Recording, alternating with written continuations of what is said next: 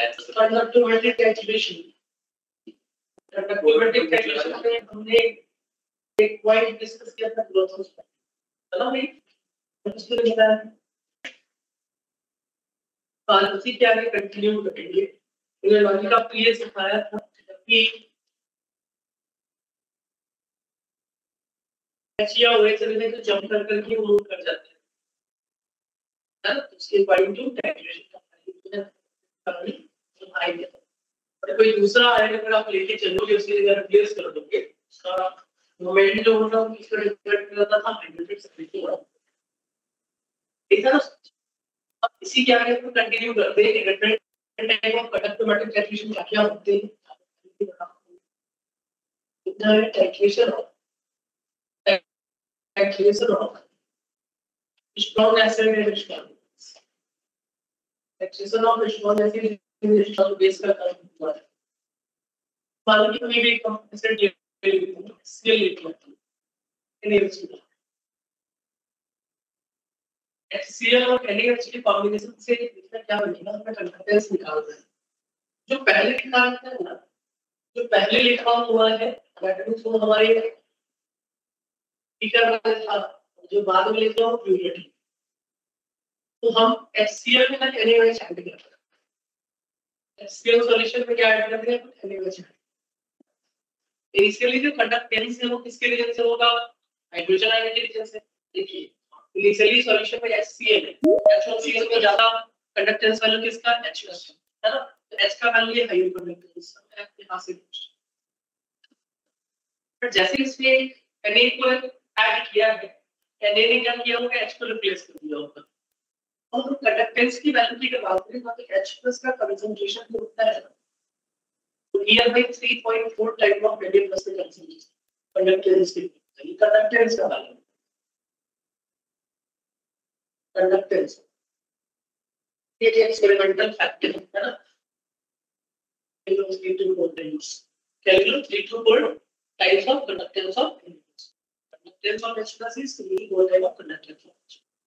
तो अगर मान लो कि एक सोडियम ने एक H+ के सॉल्यूशन से रिप्लेस कर दिया तो कंडक्टेंस में कितने यूनिट का चेंज आएगा 4 यूनिट कितने यूनिट का चेंज आएगा 4 यूनिट है ना। अब क्या मिलेगा सडन डिक्रीज क्या मिलेगा सडन डिक्रीज। दूसरा आएगा ड्रास्टिक चेंज क्या है भाई ड्रास्टिक चेंज बट जितने भी H+ है ना सोडियम में सब सारे H+ को डिस्प्लेस कर दिया है ना। टाइट्रेशन में मुझे इक्विवेलेंस पॉइंट है क्या मतलब है इक्विवेलेंस पॉइंट जब दोनों ही कंपाउंड के इक्विवेलेंस को अगर हम इक्वल कर दे तो उसको इक्विवेलेंस पॉइंट। अगर मान लो कि जहां पे दोनों का कंसंट्रेशन इक्वल हो गया H को Na में रिप्लेस कर दिया है इसके बाद अगर मैं एक ड्रॉप ऑफ Na अगर ऐड कर सॉल्यूशन में आप क्या ऐड करेंगे Na+ तो OH- है H+ या OH- का कंडक्टेंस बहुत हाई है ना। तो अब जो कंडक्टेंस लिखेगा किसके रीजन से लिखा OH- के रीजन से तो OH- का भी कंडक्टेंस बहुत हाई है तो सजेस्ट क्या लिखेगा आपके को है ना। तो स्ट्रॉन्ग एसिड एक ड्रॉप की वजह से इसका चेंज हां एक ही चीज एक आयन को रिप्लेस करेगा नहीं कम से कम एक ड्रॉप डालोगे तो उसमें Na+ भी रहेगा OH- भी रहेगा OH- पे एक भी आयन अगर ऐड हो गया तो क्या बोलेंगे पूरे यूनिट का चेंज है ना। तो लॉजिक हम ये बनाते हैं सिंपल सा ये जो पॉइंट है ना पॉइंट को बोलते हैं इक्विवेलेंस पॉइंट टाइट्रेशन में पॉइंट को क्या बोलेंगे इक्विवेलेंस पॉइंट।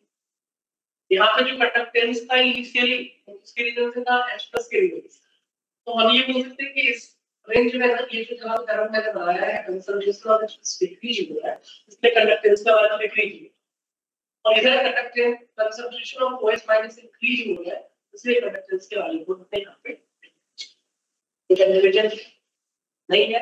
हम जो कर्व बना रहे हैं ये है कंडक्टेंस या मोलर कंडक्टेंस कुछ भी बोल सकते हैं ये थ्योरेटिकल एक्सप्लेनेशन है लैम्डा n के बारे में और ये है volume of NaOH volume of NaOH क्यों ऐसा होगा ना समझ में आ गया क्यों ऐसा हो रहा है बस समझ में आ गया प्रोसेस मैकेनिज्म के लिए क्यों ऐसा हो रहा है ड्यू टू प्रोसेस मैकेनिज्म है ना। इक्विवेलेंस पॉइंट तक हम क्या बोलेंगे सेम रहेगा उसके बाद ये ऐसा बोल सकते हैं तो इस वाला का सडन स्लोप ज्यादा दिख रहा है तो क्या सडन है ना थोड़ा सा स्लोप दिखता होगा धीरे धीरे क्लियर है। मैंने सडन डिक्रीमेंट भी दिखाया और सडन इंक्रीमेंट भी। नेगेटिव स्लोप भी हाई है, पॉजिटिव स्लोप भी हाई। ठीक है भाई, कोई कंफ्यूजन है?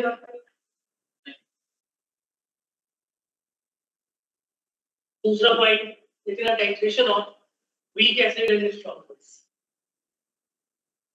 टाइट्रेशन ऑफ, तो कंफ्यूजन तो नहीं होना चाहिए। देखिए titration of weak acid plus strong base. The weak acid and strong base. weak acid में हम सबसे सिंपल सा एसिटिक एसिड लेते हैं और बेस में यही रख देते हैं। तो हमने NaOH ऐड किया था, अब इसके करके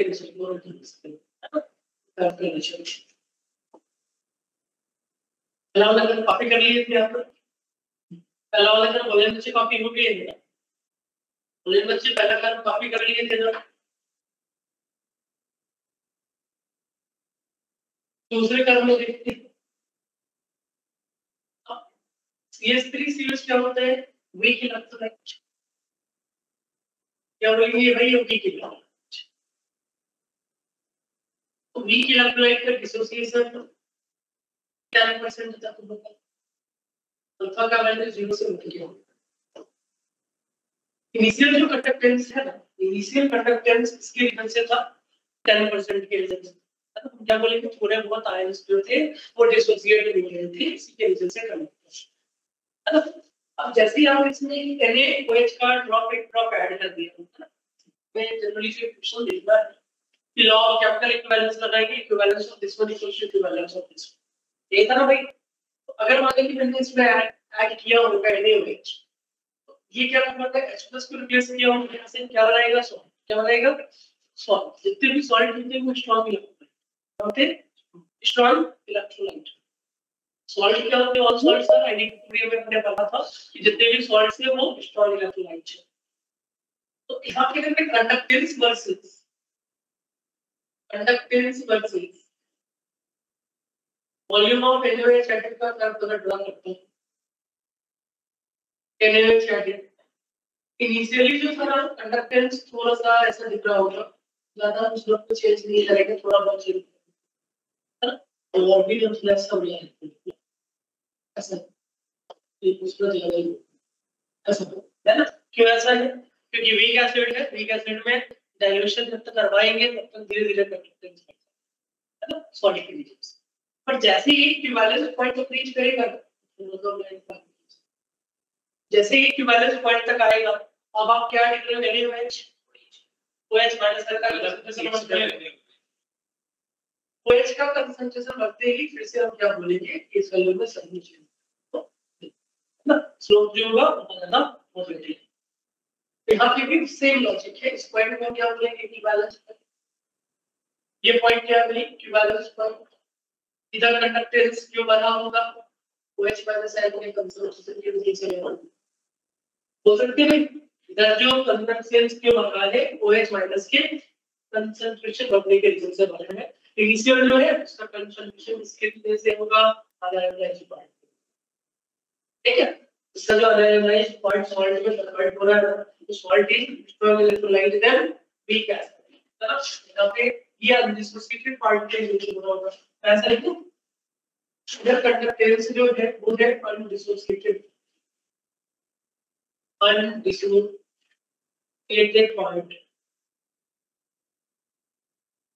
of acid। केमिकल रिएक्शन के बाद उसको लिखना चाहिए, CH3COH का NaOH है इक्वल्स टू 0 पे लिख सकते आप, क्या लिखोगे, इसका कंसंट्रेशन ये भी 0 है, इसका भी हमने कुछ लिया है कंसंट्रेशन, इसका भी हमने कंसंट्रेशन कुछ सीधे ले लिया। अभी प्रोडक्ट क्या मिलेगा, कुछ मिलेगा, है ना।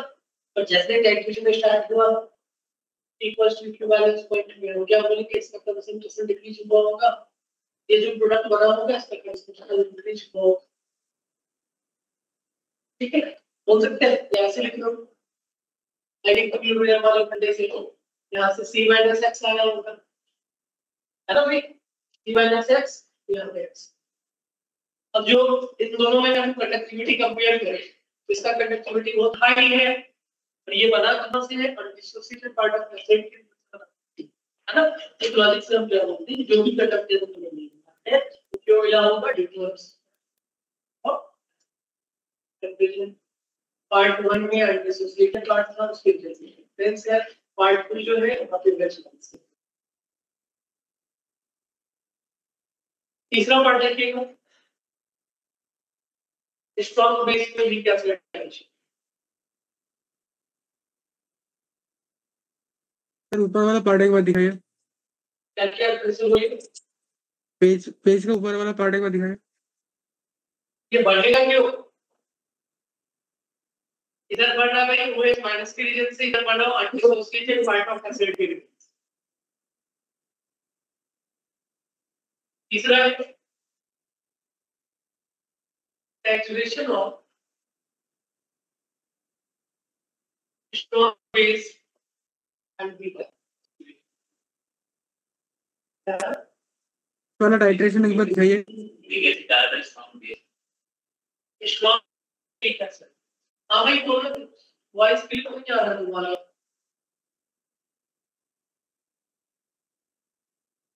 भाई क्या डाउट था क्लियर नहीं आया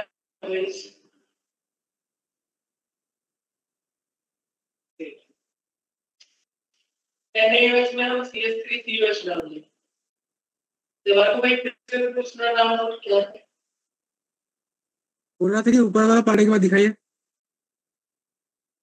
बताने बोल रुक जाए एक सेकंड में वॉइस बना दूं तो जाना तेरा वॉइस बिल्कुल भी क्लियर नहीं आ रहा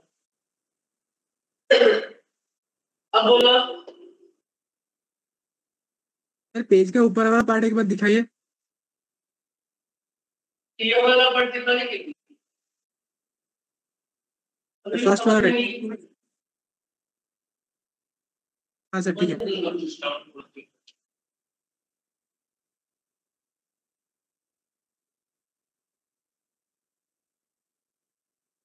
हाँ सर ठीक है भाई हाँ सर इसमें आप लोग बताइएगा इनिशियल कंडक्टेंस किसके रीजन से था NaOH के रीजन से और आपने इसको ऐड किया होगा तो OH माइनस को रिप्लेस कर दिया होगा OH माइनस का आपका प्लास्टिक चेंज होगा पहले होगा उसके बाद नहीं होगा इनिशियली क्या था प्लास्टिक चेंज क्यों क्योंकि OH माइनस का कंसंट्रेशन डिक्रीज हो सकता है बट जैसे इस पॉइंट पे आएंगे कि बैलेंस पॉइंट पे अब हम कुछ भी ऐड करें इसका डिसोसिएशन कहीं नेग्लिजिबल है ना तो ज्यादा ऐड तो आ ही नहीं पाएगा आफ्टर इक्विवेलेंस पॉइंट वन करना इसका मतलब ये है इक्विवेलेंस पॉइंट ये है कंडक्टेंस ये है volume of acetic acid clear है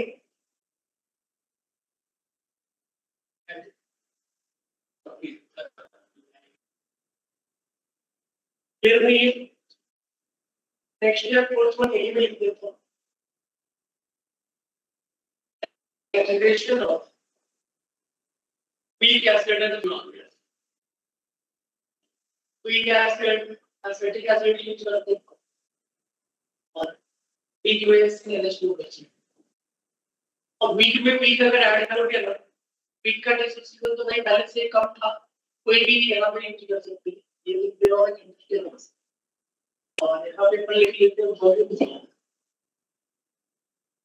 NH4 है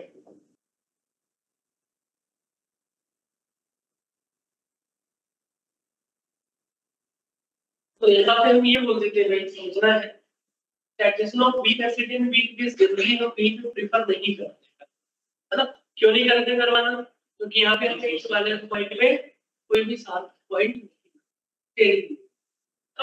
लिखना है तो डायग्राम बनाने के बाद एक लॉजिक भी लिख लीजिए फिर डायग्राम बनाने के बाद एक पॉइंट भी लिख लेना है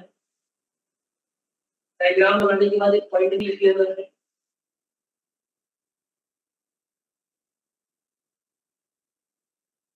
डायग्राम बनाने के बाद एक पॉइंट भी लिख लेना है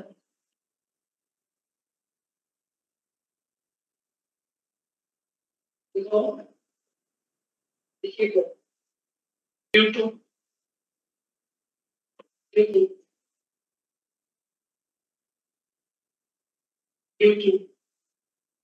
no sharp point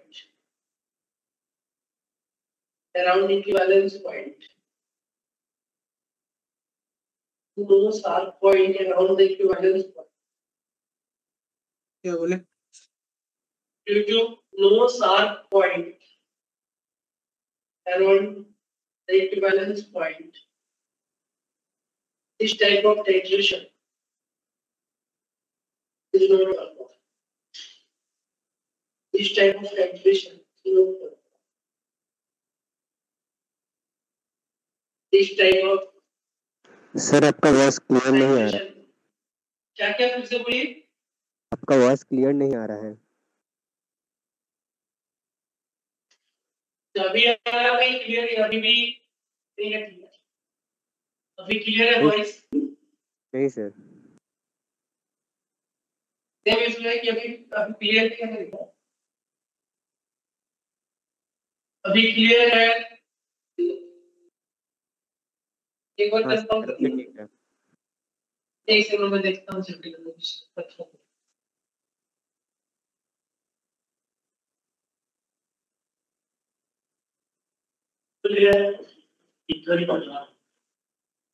अभी आ रहा है वॉइस? हेलो, पहले से ठीक है सर।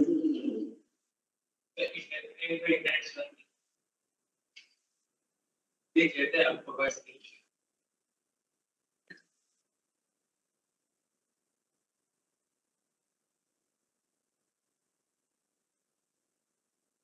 इसका पासवर्ड नहीं पता।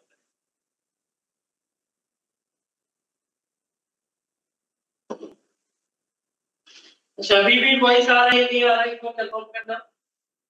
अभी वॉइस आ रही है नहीं आ रहा है? ठीक है सर। ओके, तो मैंने नोट में ये पॉइंट लिखा है कि titration of weak acid and weak base हम लोग परफॉर्म नहीं करते हैं। क्यों नहीं करते हैं? क्योंकि इक्विवेलेंस पॉइंट के नियर बाय कोई सारा फेज देखने को नहीं मिलता। इक्विवेलेंस पॉइंट अगर नहीं मिल पाएगा तो हम वैसा टाइट्रेशन कराना प्रेफर नहीं करते। लॉजिक क्लियर है? दोनों की अल्फा का वैल्यू लेस देन 10। एक लास्ट तक कौन एक बार ड्रॉ किया था कितना है?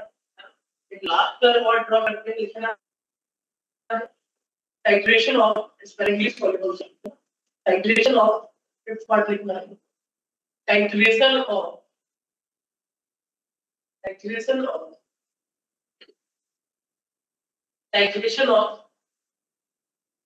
sparingly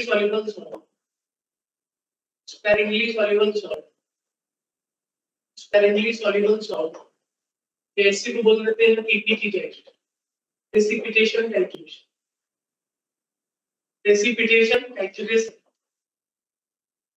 यहाँ पे मैं एग्जांपल के थ्रू सीधा पॉइंट ले रहा हूँ जहाँ पे प्रेसिपिटेशन रिएक्शन हो KgNO3 और NaCl का रिएक्शन है डबल डिस्प्लेसमेंट रिएक्शन का भी प्रेसिपिटेशन हो सकता है। हमारा प्रोडक्ट क्या मिलेगा? KgCl और एक करना है NaCl। जितने भी नाइट्रेट सॉल्ट रहते हैं वो वाटर सॉल्युबल होते हैं। जितने भी नाइट्रेट सॉल्ट है वो वाटर सॉल्युबल होते हैं। ये था ना। अब ये जो है ये अपना पीपीटी, ये क्या है? पीपीटी है ना। बाकी जो भी रखा हुआ है सबके सब सॉल्युबल जैसा पढ़ना है लेकिन इसमें इसमें ये ऐड करना है। हम इसमें ये ऐड करते हैं। तो अगर मेरे को कहीं भी टाइट्रेशन कर्व बनाना रहे है ना, टाइट्रेशन कर्व का निशान कैसा बनेगा लॉजिक समझना है।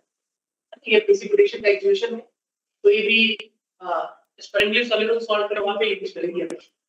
सक्सेसफुल का वाले कंडक्टेंस या मोलर कंडक्टेंस लैम्डा है और यहाँ पे आपने रखा है वॉल्यूम ऑफ NaCl एड।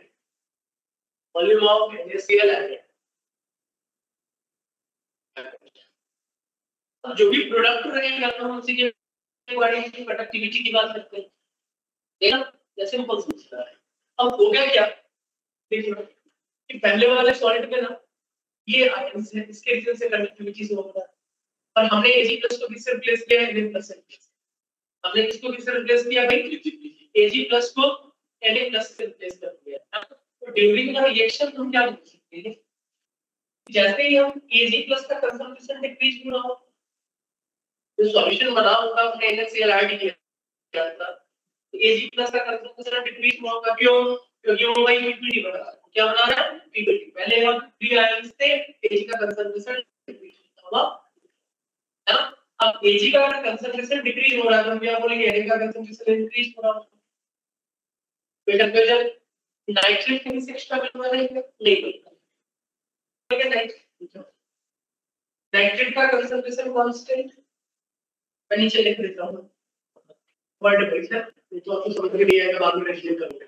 हम क्या बोलेंगे during this process concentration of Ag must decrease. क्यों? क्योंकि पीपीटी के फॉर्मेशन। क्या बोलेंगे ड्यू टू पीपीटी फॉर्मेशन ये डिक्रीज करता है। देन अगर हम यहां पे बात करें Na प्लस का कंसंट्रेशन इंक्रीज कर रहा होगा। क्यों इंक्रीज कर रहा होगा? क्योंकि आपने ऐड किया। नाइट्रेट का कंसंट्रेशन कांस्टेंट है, the increase in the decrease लिख दो कांस्टेंट है ना। और Cl माइनस N का कंसंट्रेशन क्या बोलोगे? डिक्रीज होगा। पहले ज्यादा था पीपीटी के फॉर्म में आ गया तो ठीक है डिक्रीज आयन कंसंट्रेशन जो भी Cl से डाल लेंगे तो आया होगा बट Ag प्लस में इनिशियली 0 था बट जैसे ऐड कर रहे हो ना उसका कंसंट्रेशन देखेंगे हो सकते हैं। तो जो भी कंडक्टिविटी आप लोग करना तो क्या बोलेंगे इसके लिए Cl माइनस का कंसंट्रेशन डिक्रीज करना होगा। एक सेकंड में जरा जैसे ही हम ये आगे करेंगे ये कंडक्टिविटी किसके रीजन से है? इसके रीजन से है ना। तो इनिशियली हम क्या बोलेंगे जितने Ag प्लस आयन थे उसी के रीजन से कंडक्टेंस था कांस्टेंट वैल्यू ठीक है। पर जैसे ही Na का कंसंट्रेशन बढ़ता जाएगा हम क्या बोलेंगे कंडक्टिविटी में सब चेंज देखने को मिल जाएगा। कर्व अपना कैसा बनने वाला है कुछ ऐसा। कोई कंफ्यूजन? यहाँ पे कोई कंफ्यूजन? इस पॉइंट में कोई कंफ्यूजन है तो बोलते हैं पीपीटी डेरिवेशन मेरा है। ग्राफ एक बार फिर से पहले बच्चे बताइए क्या है कंफ्यूजन आपका? ग्राफ एक बार फिर से बोल दीजिए। एक बार यहाँ पे फिर से बोलता हूँ। पहले बोला मैं ये करेंटली सॉल्युबल सॉल्ट का अगर हमें टाइट्रेशन कराना है प्रेसिपिटेशन टाइट्रेशन तो हमें कोई पीपीटी बनाना पड़ेगा। प्रेसिपिटेशन रिएक्शन क्या होता है जहाँ पे कम से कम एक प्रेसिपिटेट बने या एक बॉन्ड बने। सॉल्ट एनालिसिस में हमने यही सीखा है ना। तो ये भाई पीपीटी रिएक्शन क्या है। अब ये पीपीटी कैसे बना है इसको इसमें ऐड करने से है ना। तो Ag को इसने रिप्लेस किया है सॉल्युबल है ना। Ag का कंसंट्रेशन क्या होगा कम हो गया होगा सर डिक्रीज किया। क्यों? क्योंकि प्रेसिपिटेट है ना। अब जैसे ही आगे की तरफ आप बात करेंगे तो Cl का कंसंट्रेशन भी कम ही हो रहा है पीपीटी बना रहा है खत्म हो गया अपनी आयंस देखिए तो कंडक्टेंस से लेकर 0 कर देना नहीं करेंगे बच्चे को। NO3 के कंसंट्रेशन में कोई भी चेंज इतना था पता ही रहेगा वो पीपीटी के लिए बनाया है तो सॉल्यूशन नहीं रहेगा कांस्टेंट है। बट Na+ का कंसंट्रेशन धीरे-धीरे जितना ड्रॉप आप ऐड करते जाओ कंसंट्रेशन सॉल्यूशन में बढ़ रहा होगा। कंडक्टिविटी किसके रीजन से दिखेगा? Na+ के रीजन से है ना। तो Na+ के रीजन से कंडक्टिविटी का वैल्यू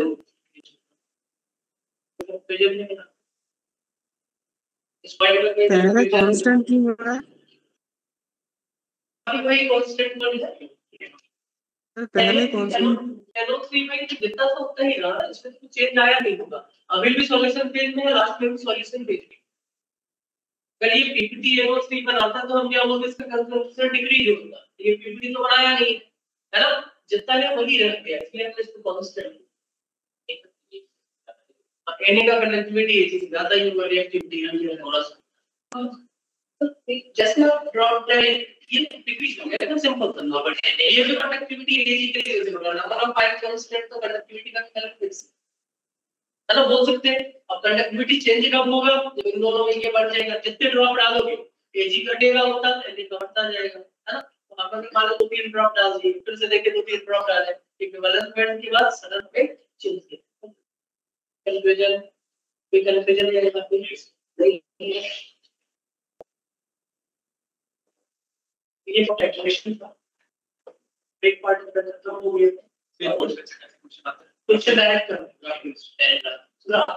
डायरेक्ट ग्राफ पूछता है जेईई मेंस में बहुत बार क्वेश्चन पूछा गया है एडवांस में भी लगभग पूछा है यही चार ग्राफ पे एक ऐसा एक सीधा भी है एक उल्टा भी है यही सब आपको बोलना ग्राफ बता के नहीं देगा क्योंकि तो हम पढ़ेंगे टाइट्रेशन रिप्रेजेंट जैसे क्वेश्चन मैथ्स 23 में पूछा गया बेंजोइक एसिड और में एलएच ऐड करेंगे बेंजोइक एसिड में एलएच ऐड करेंगे कन्फर्मेशन मैं पूछ लिखा हां मैथ्स 23 में क्वेश्चन पूछा गया मैं डायरेक्ट लिख रहा हूं ज्यादा कुछ लिखूंगा नहीं यहां पे ये है अपना बेंजोइक एसिड एंड एनिक एसिड आपने add benzoic acid organic acid होता है, ये वीक एसिड, वीक एसिड में आपने स्ट्रॉन्ग बेस ऐड किया है, इसका रिएक्शन क्या होगा, एक छोटा सा कार्बोक्सिल उठेगा, पहले साइड से बना है ना, पहले क्या है थोड़ा सा कार्बन चेंज नहीं ऐसा बना देगा, फिर ऐसा बना देगा, फिर थोड़ा ऐसा भी बना सकता, मतलब सेकंड पोर्शन में ड्रास्टिक चेंज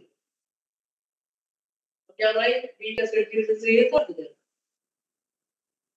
क्लियर है, कुछ कंफ्यूजन नहीं ना, और भी कोई point, process mechanism adding mobility का मतलब होता है पहले ही एक्सप्लेन है ना भाई, कि जो दूसरे आयंस रहेंगे इससे छोटा साइज रहेगा, उसके पॉइंट या नोट में पॉइंट लास्ट पॉइंट लिख लीजिएगा, एक नोट पे लास्ट पॉइंट लिखना है,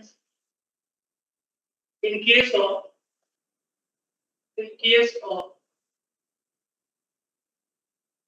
ions other than H plus and OH minus ion, other than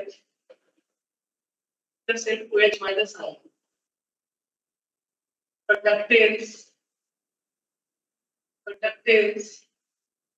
is always explained.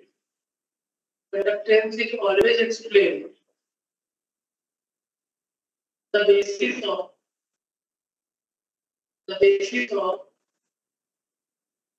hydrated sludge.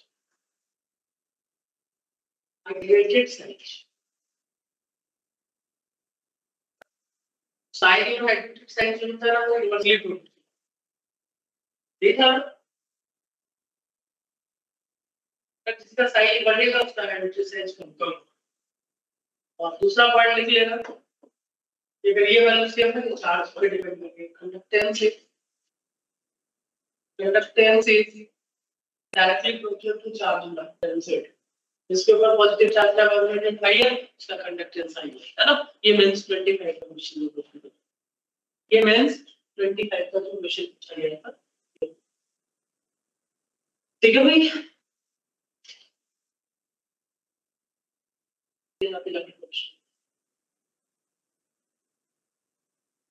ठीक है, यहाँ पे हमारा इलेक्ट्रोकेमिस्ट्री खत्म हो गया, जेई के जितने भी क्वेश्चन थे ना आप सारे क्वेश्चन सॉल्व कर सकते हैं, पीवाईक्यू लास्ट 8 इयर्स के सॉल्व रिजल्ट टॉपिक्स हैं, लास्ट ईयर मेंस में थोड़े से क्वेश्चन इलेक्ट्रोकेमिस्ट्री से कम आए थे, 2025 के इलेक्ट्रोकेमिस्ट्री का वेटेज थोड़ा सा कम था, तो आपके पेपर में 2026 में इसका वेटेज थोड़ा ज्यादा है ना, आपको क्या पता ना हो गया वो नहीं सकता होगा, ये मानना चाहिए, तो आपको 17 से 25 के क्वेश्चन आर्ट्स इस खास करके टॉपिक में तो 17 से 25 नियर बाय आपको 160 क्वेश्चन मिलेंगे, 160 क्वेश्चन, ठीक है, 160 मतलब 5 दिन बैठोगे है ना, 5 दिन बैठोगे 1 घंटे का शिफ्ट लेके पेमेंट्स की तरह मैथ्स में नहीं, केमिस्ट्री में सेम टॉपिक इसलिए बोल रहा हूं, है ना।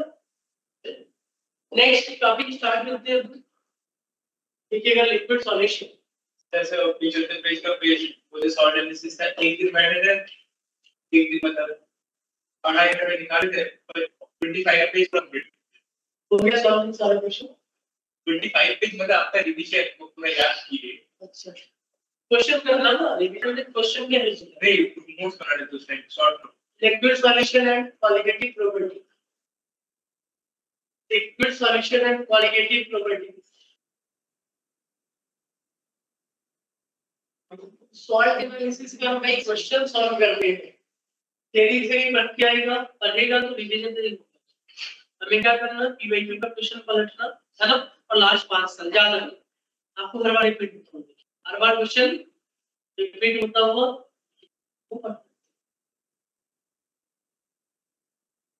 लिक्विड सॉल्यूशन और क्वालिटेटिव प्रॉपर्टीज,